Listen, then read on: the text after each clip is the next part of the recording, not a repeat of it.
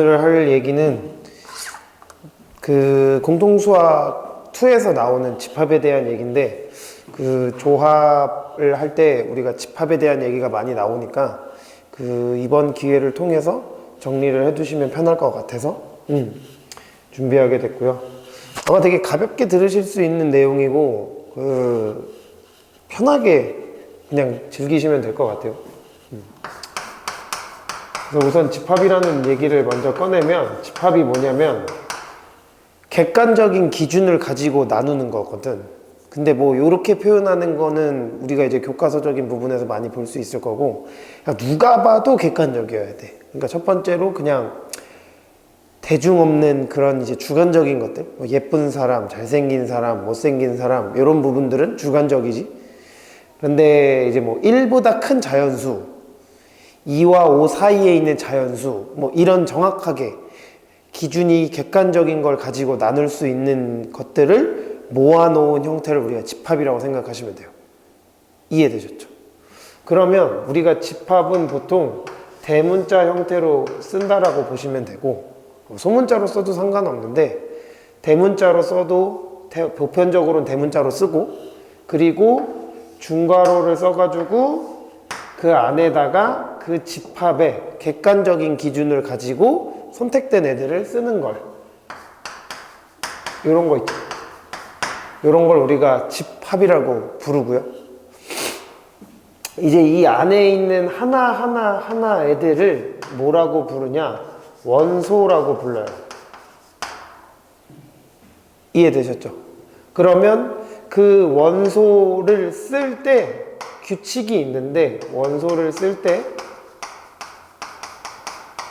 규칙이 두 가지 정도만 지켜주면 무난한 것 같아요. 첫 번째, 중복이 없어요.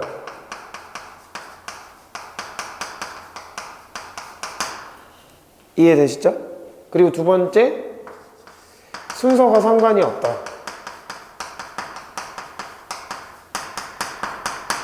그러니까 원소를 쓸 때 내 입장에선 중복을 쓰지 않고 순서가 상관이 없는 상태에서 막 그냥 쓰시면 된다. 단 객관적인 기준은 정확하게 지켜주시고, 그래서 1, 2, 3, 4를 쓰든 3, 4, 2, 2를 쓰든 그거는 상관이 전혀 없다. 근데 우리가 보기 편하려고 그냥 크기 순서대로 쓰는 것뿐, 크기 순서대로 꼭 써야 되는 건 아니다. 그렇게 보시면 되고, 그럼 우리가 이제 쓸 때 여기 집합 있죠? 그러면 집합이라는 이 친구랑 이 원소 사이에 관계를 볼 건데, A에는 1이라는 원소도 있고 2라는 원소도 있고 3이라는 원소도 있고 4라는 원소도 있어요. 그죠? 그러면 1이라는 원소가 A라는 집합 안에 들어가 있다, 포함되어 있다라고 표현할 때 이런 표현을 쓰는 거예요. 이해되셨나요? 그래서 얘는 원소, 얘는 집합. 그래서 여러분들이 보셔야 되는 요 기호 있죠? 요 기호. 요 기호는 원소와 집합 사이에서만 쓰는 기호다. 이렇게 봐주시는 게 맞죠? 이해되셨죠? 그래서 요거를 지금 처음에 잘 기억을 해 두셔야 되는 부분이고, 뒤에 가면 부분집합이라는 걸 배웠을 때 우리가 저 기호가 헷갈리기 시작하니까 그것만 좀 주의하시면 될 것 같고요. 그 다음에 우리가 이제 그 집합을 표현하는 방법이 있는데, 이 방법이 한 3가지 정도 돼요. 이해되셨죠? 첫 번째, 원소 나열법이라고 해가지고, 요거는 그냥 원소를 다 쓰는 거야. 1부터 시작해가지고, 뭐 우리가 집합 B를 만약에 뭐 10 이하의 자연수로 쓰기로 했다, 그 애들을 모으기로 했다, 그러면 1, 2, 3 이렇게 다 쓰는 거 있죠. 1, 2, 3, 4, 5, 6, 7, 8, 9, 10 이런 식으로 다 쓰는 걸 원소 나열법. 근데 이렇게 쓰다가 이제 지치니까 우리가 보통 중간에 점을 찍고 9, 10 이렇게 쓰는 것도 괜찮다. 이해되셨나요? 그 다음에 두 번째로 뭐가 있냐? 우리가 조건제시법이라는 애가 있어요. 조건제시법은 뭐냐면 이런 거지. C X라는 원소를 쓸 거예요. X라는 원소를 쓸 거예요. 근데 단 X라는 애는 어떤 애냐면 10 이하의 자연수예요 라는 조건을 제시하는 방법을 우리가 조건제시법이라고 불러요. 그래서 여기 있는 요 X를 쓸 거예요. 근데 그 X에 대한 조건은 뒤에 써준 거야.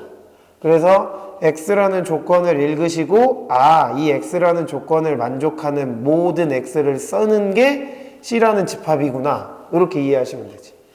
그러면 이제 이 조건제시법으로 나온 애를 생각해보면 얘랑 동일한 거야. 그죠? 왜냐면 X는 10 이하의 자연수라고 했으니까 그러면 1부터 10까지니 거기에 들어가는 원소를 차근차근 하나 쓰는 게 이렇게 나올 거니까. 이해되셨나요?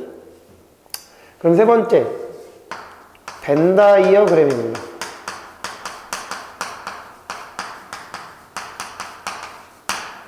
벤다이어그램은 이런 거야. A라는 집합을 우리가 이렇게 동그라미 형태로 표현을 해서 여기다가 그 원소를 적는 거예요. 근데 여기서 주의하셔야 되는 건 콤마를 찍지 않아요. 콤마를 찍지 않고 그냥 원소를 좀 띄엄띄엄 써서 보이게 하는 형태. 그래서 실질적으로 이렇게 표현하는데 나중에 문제 풀 때는 우리가 보통 그냥 A라는 집합, B라는 집합 이런 형태로 써가지고 표현하는 거기 때문에 이렇게 원소를 쓸 일은 많진 않지만 어쨌든 원소를 쓰는 거고 콤마를 쓰지 않는다라는 이 부분만 좀 주의 깊게 보시면 되고 나머지는 뭐 별거 없습니다. 그럼 여기까지 해가지고 집합을 표현하는 방법에 대해서 배웠고 그럼 다시 집합이 뭔지에 대한 설명해줬고 그 집합 안에 들어가는 원소에 대한 쓸 때 규칙 그리고 원소랑 집합 사이의 관계를 표현해줬고 집합을 표현하는 방법에는 이렇게 세 가지가 있다. 괜찮죠? 오늘은 차근차근 정리하는 거니까. 그러면 우리가 집합을 분류를 할 건데 집합을 어떻게 분류를 하냐면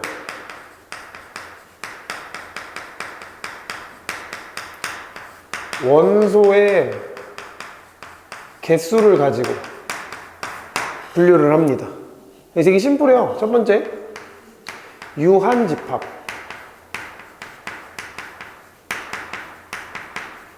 두 번째, 무한집합.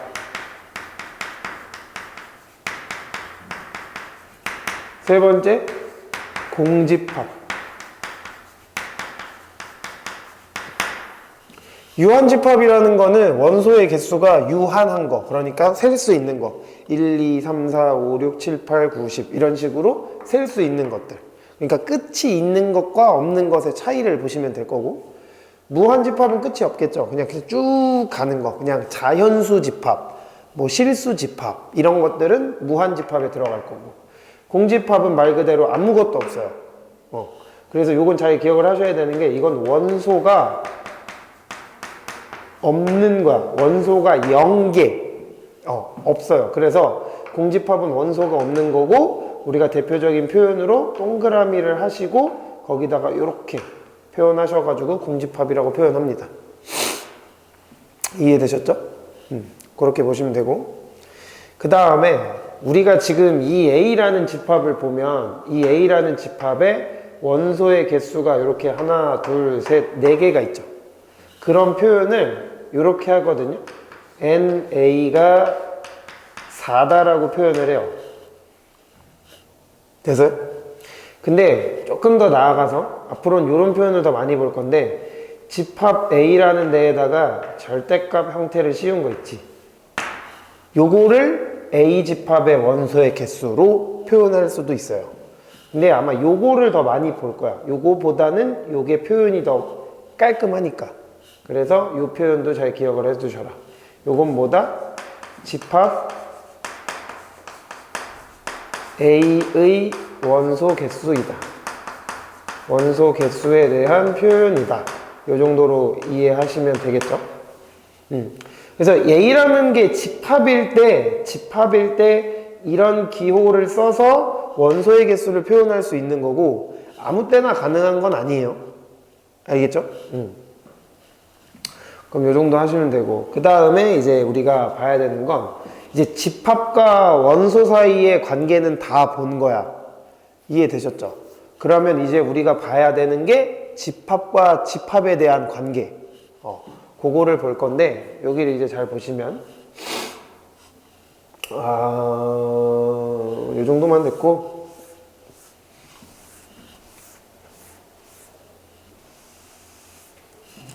그러면 좀 전에 집합과 원소였다면 지금은 집합과 집합에 대한 얘기를 하겠습니다. 됐나요? 집합과 집합. 그러면 A라는 집합이 만약에 뭐 아까 썼던 1, 2, 3, 4가 있고 B라는 집합이 1, 2, 3이 있고 C라는 집합이 1, 5가 있다라고 가정해보고 출발해 봅시다. 그랬을 때 B에 있는 모든 원소가 B에 있는 1, 2, 3이라는 모든 원소가 A라는 집합에 1, 2, 3, 4에 다 들어가죠. 원소를 다 포함하고 있죠. 그럴 때는 우리가 B라는 친구가 A라는 집합의 부분집합이다 라고 표현을 해요. 그래서 이 친구가 이제 집합과 집합 사이의 관계를 말해줄 때 쓰는 기호. 그래서 요거는 집합과 집합 사이의 관계를 쓸 때 말하는 원소고, 기호고, 이거는 집합과 원소고 집합. 그래서 집합과 원소 사이의 관계를 표현할 때는 어떤 기호를 쓰는지, 집합과 집합을 표현할 때는 어떤 기호를 쓰는지 이 부분을 헷갈리지 않게 잘 기억을 해두시면 좋겠습니다. 그러면 이제 여기까지 배우면 좀 이제 헷갈리는 게 이런 건데, 예를 들어서 내가 S라는 집합을 이것과 이거라고 썼어요. 괜찮으세요? 그러면 요거랑 비교를 할 건데, 얘가 이렇게 들어가는 말이 맞는 말일까 틀린 말일까를 고민했을 때 얘는 맞는 말이죠. 왜냐면 얘는 원소가 돼 있잖아. 원소로 들어가 있으니까 우리 입장에서는 원소와 집합 사이의 관계를 표현한 거니까 이 기호를 쓰는 게 맞아. 그지?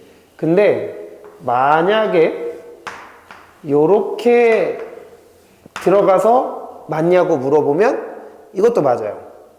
왜냐면 이 기호는 무슨 기호니까? 집합과 집합을 얘기하는 거야. 그지? 근데 우리가 알고 있는 이 기호, 이거는 공집합이잖아. 공집합. 그지? 공집합은 원소가 아무것도 없어요. 그러면 원소가 아무것도 없는 거는 당연히 여기에 있는 원소에 포함이 돼, 안 돼? 되는 거지.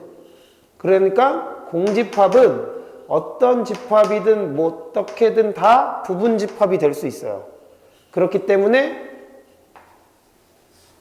이 표현도 맞는 표현이고 이 표현도 맞는 표현이에요.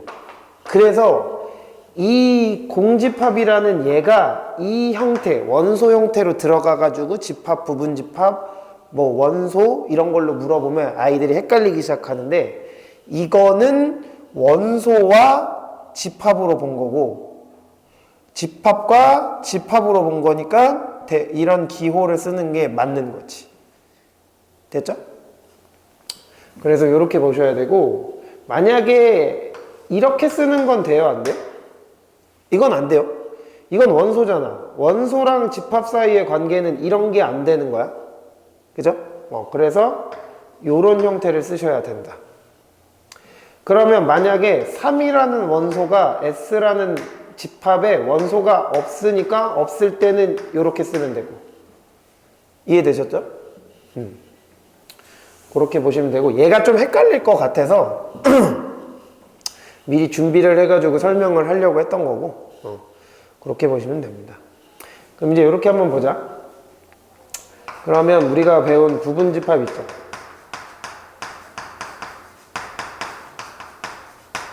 부분집합에 대해서 이제 조금 더 얘기를 해보면, 일단 좀 심플하게 요 집합을 갖고 와볼까요? 됐나요? 그럼 첫 번째 뭐가 있냐면, 봐봐. B라는 집합, 자기 자신은 자기 자신에 대해서 부분집합이 당연히 성립하겠죠? 그치? 잘 생각해봐. 부분집합이라는 건 여기에 있는 원소가 여기에 다 있으면 돼. 그럼 부분집합이라고 얘기할 수 있어. 그치? 그러니까 요것도 가능하고, 두 번째, 아까 얘기했듯이 공집합은 자기 자신의 부분집합이다. 미안해. 공집합은 어떤 집합의 부분집합이 될 수 있다. 그치? 그러니까 요건 너무 당연한 얘기지만 한 번은 짚고 넘어갈 볼 필요는 있다. 그러면 이제 뭘 봐야 되냐면, 여기서 발전하는 내용이 부분집합의 개수인데, 잘 생각을 해보자. 1, 2, 3이라는 원소가 있을 때 이 집합의 부분집합이 되기 위해서는 여기에 있는 원소를 전부 다 갖고 있거나 아니면 일부만 갖고 있어도 되죠. 그러니까 부분집합을 내가 다 써볼게. 이 집합의 부분집합을 다 써볼게. 그러면 공집합이 먼저 나와야 돼. 원소가 하나 있는 거, 원소가 2개 있는 거, 원소가 3개 있는 거. 그 다음에 원소가 하나, 1, 2가 있는 거, 원소가 1, 3 있는 거, 그 다음에 2, 3 있는 거. 그럼 원소가 1개짜리 다 찾았고, 2개짜리 다 찾았고, 3개짜리를 다 찾아가지고 부분집합을 다 찾았어요. 그죠? 그러면 하나, 2개, 3개, 4개, 5, 6, 7, 8개가 되죠. 맞죠? 그러면 이렇게 일일이 다 써서 찾는 거는 너무 힘든 일이고, 지금 3개만 하더라도 8개의 부분집합이 나오는데 4개짜리, 5개짜리가 되면 더 많아질 거란 말이지. 그러니까 부분집합의 개수를 찾는다라고 할 때는 이렇게 생각을 해보세요. 내가 어떤 집합에다가 원소를 넣을 거야. 그치? 그러면 부분집합을 만들 때 1이라는 원소를 넣을지 말지 2가지 중에 1가지를 선택을 하는 거지. 그러면 2라는 원소도 넣을지 말지, 3이라는 원소도 넣을지 말지를 고민하시면 되니까, 결과적으로 봐봐. 만약에 1을 안 넣어, 2를 넣어, 3을 넣어, 그럼 이걸 만들 수 있는 거야. 그지? 그럼 전부 다 넣으면 이걸 만들 수 있고, 전부 다 안 넣으면 이걸 만들 수 있는 거야. 그러니까 부분집합의 개수는 2의 n제곱개가 된다고. 이해되시죠? 그래서 요게 조금 심플하게 가져갈 수 있는 얘기고, 요거를 꼭 기억을 하셔야 된다. 이해되셨죠? 그래서 요렇게 보시면 될 겁니다. 그 다음에 해야 되는 내용이 뭐가 있냐면, 이제 집합과 집합에 대한 얘기는 다 했으니까 우리가 이제 얘기를 해야 되는 부분은 집합의 연산. 사실 요거 가지고 조금 더 얘기를 하면 좋은데, 우리가 지금 하는 내용은 그냥 집합의 전반적인 내용에 대한 걸 설명을 하고, 집합을 조금 이렇게라도 한 번 더 봐두는 게 여러분들한테 앞으로 경시 공부하는데 도움이 되는 거라서 이렇게 준비한 거고, 이걸 이제 지우고 우리는 집합의 연산을 할 겁니다. 그럼 집합의 연산이라는 건 몇 개 없어요. 별거 없고, 표현들을 좀 익숙해져야 되는 거니까. A 합집합 B라는 건데, 이거는 어떤 의미로 받아들이시면 되냐면, A라는 집합과 B라는 집합을 합집합하는 거거든요. 합집합이라는 의미는 A에 있는 거, B에 있는 거 다 갖다 써. 이렇게 받아들이시면 돼요. 그러면 조건 제시법으로 표현을 해보자면 X라는 원소를 가지고 올 거야. 근데 그 X라는 원소는 뭐야? A에 있던가 아니면 B에 있는 거를 다 모아야 해요. 이렇게 받아들이시면 되지. 그러면 A 합집합 B라는 건 X라는 원소가 A에 있거나 아니면 B에 있거나, 오케이? 둘 중에 하나라도 있으면 그냥 다 갖다 써야 된다. 다음 A 교집합 B. A 교집합 B라는 거는 이제 원소를 쓸 거야. 쓰긴 쓸 건데 Y라는 애가 A의 원소이면서 그리고 Y가 B의 원소도 돼야 돼요. 그럴 때 우린 교집합이라고 해. 그러면 교집합의 의미는 간단하게 A에도 있으면서 B에도 있는 원소를 써줘라. 다 써줘라. 이런 얘기가 되는 거지. 그럼 합집합은 그냥 A에 있거나 B에만 있으면 다 갖다 쓰는 거야. 그리고 교집합은 A에도 있으면서 그리고 B에도 있어야지 쓸 수 있어. 이해되셨죠? 그래서 교집합과 합집합 요 얘기를 이제 보면 되고, 그 다음에 이제 우리가 이제 집합에서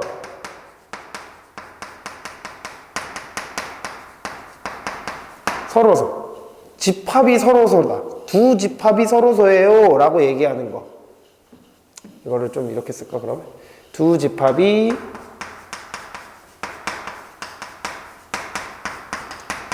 서로소다. 우리가 수에서 서로소라는 건 약수가, 공통된 약수가 최대 공약수가 1인 거 말고 없는 건데, 그치? 집합에서 서로소다 라는 얘기는 뭐다? A 집합과 B 집합을 교집합했을 때 원소가 없다. 요렇게 받아들이시면 돼요. 처음 배우는 거니까. 그래서 두 집합이 서로소다 라는 얘기는 A 교집합 B가 공집합이다. 이렇게 봐주시면 되고, 이제 여집합이라는 걸 봐야 합니다. A의 여집합이라는 건 무슨 느낌이냐면, X라는 원소를 사용할 건데, X라는 원소인데 그 X는 A에는 없어요. 오케이?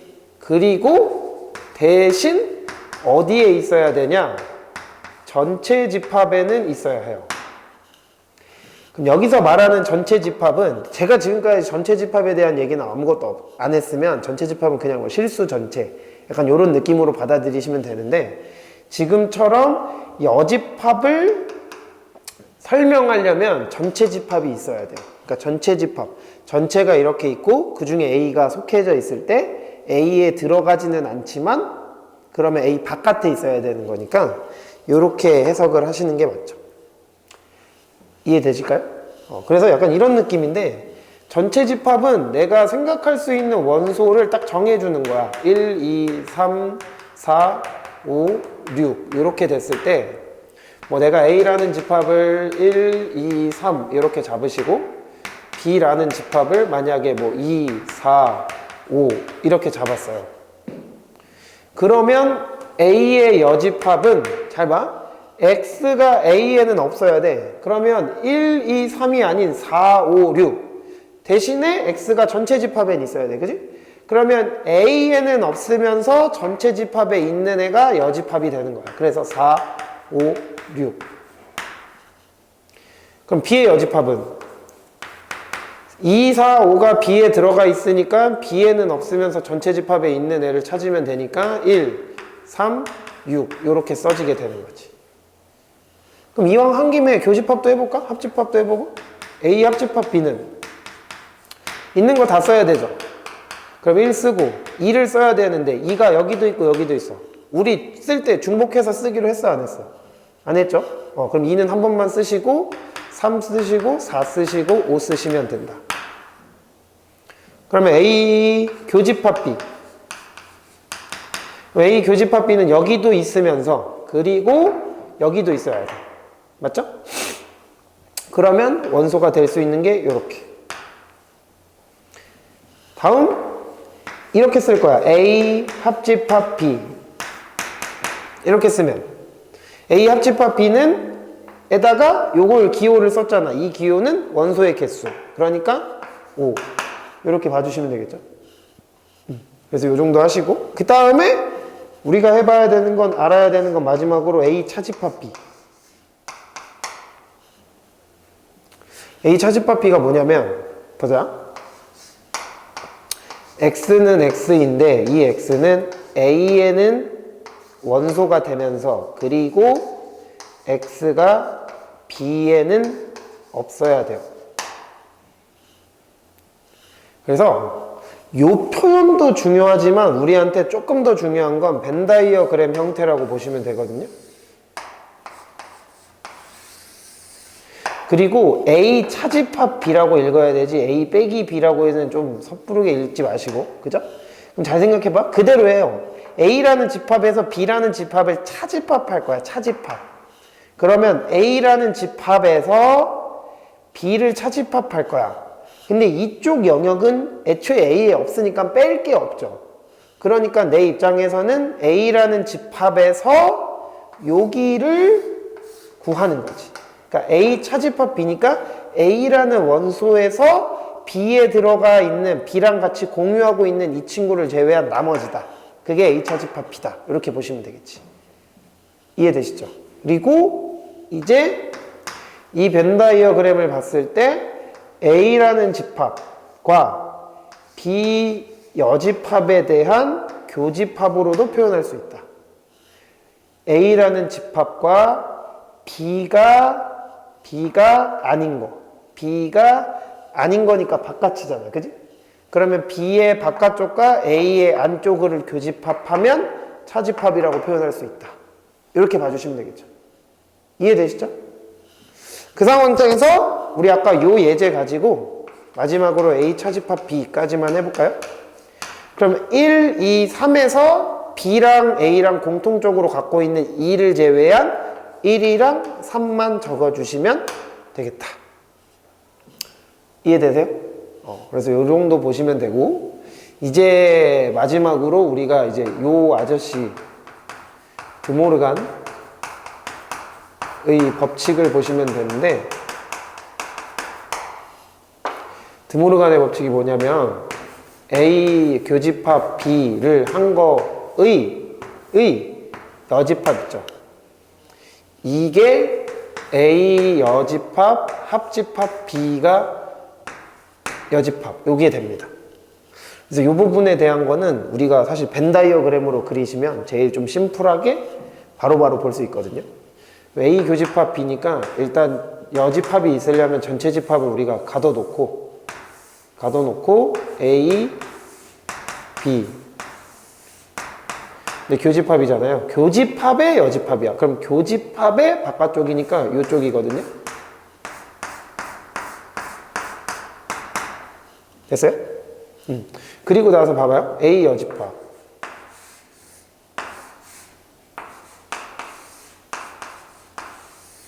A 여집합이면 여기예요, 여기.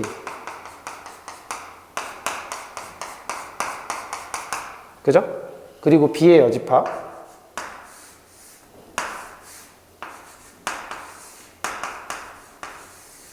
B의 여집합이면 여기죠.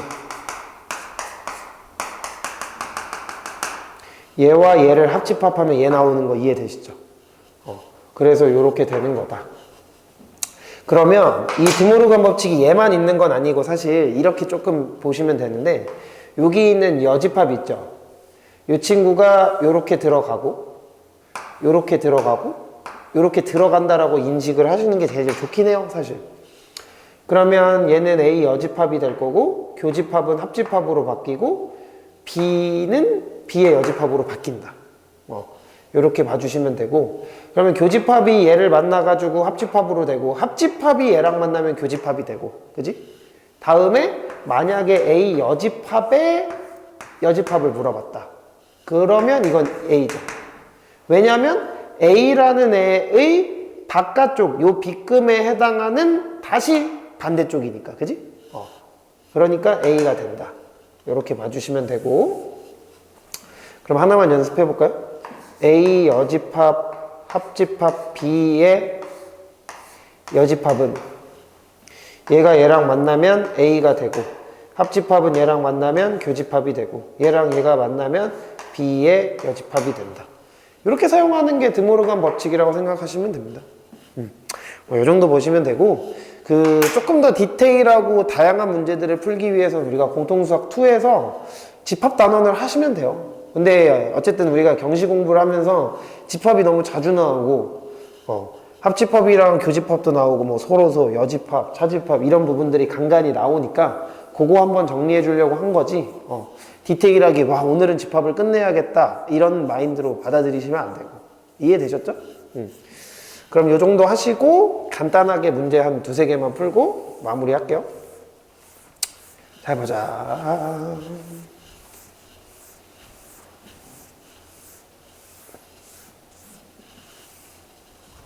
예제 1번. 이건 내가 뭐 준비해 온 거긴 한데 어쨌든 교재에 있는 거긴 해요. 근데 그래도 우리가 미리 요 정도 배웠으니까 요 정도 내용은 좀 듣고 가는 게, 풀어보고 가는 게 좋잖아, 그지?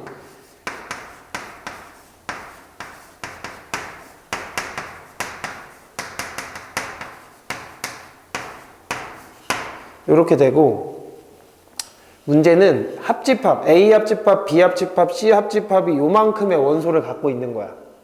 그죠? 그 다음에 뭐냐면 A 교집합 B 교집합 C가 공집합이래요. 그랬을 때 집합 A, B, C의 순서쌍이 몇 개야? 이렇게 물어보는 게 일단 첫 번째 문제. 그럼 잘 보자. 합집합이래. 그럼 A라는 집합이 있어. B라는 집합이 있어. C라는 집합이 있어. 그럼 이렇게 일단 그려. 교집합이 있는지 없는지 모르는 상황이면 일단 그려놓고 거기를 안 넣으면 돼, 원소를. 이해돼요? 그러니까 지금 합집합이고 교집합만 주고 나머지 영역에 대한 건 준 게 없어. 그지? 그러면 일단 A 교집합, B 교집합, C는 공집합이라고 했으니까 세 개가 다 공통적으로 들어가는 이 부분엔 원소가 없다는 얘기예요. 그러니까 여기를 X표 칩시다. 괜찮으세요? 그러면 1이라는 친구가 들어갈 수 있는 공간이 이렇게 6개입니다. 6개 중에 하나는 들어가야 돼요. 그리고 2도 마찬가지로 6개 중에 하나. 3도 6개 중에 하나. 4도 6개 중에 하나. 맞죠? 순서쌍이라고 했으니까 순열로 보셔야 돼요. 그러니까 결과적으로 답이 6에 2006제곱이 되겠죠.